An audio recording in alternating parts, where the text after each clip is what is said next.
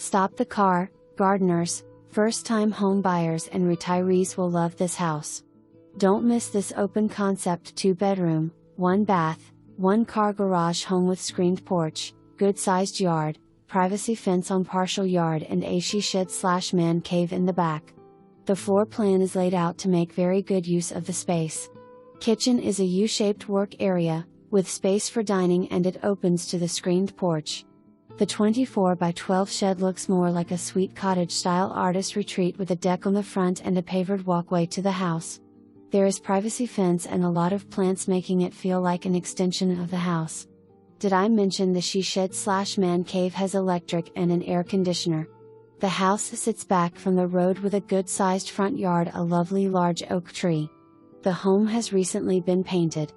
Air conditioner and roof 2008 per permits. This one won't last long.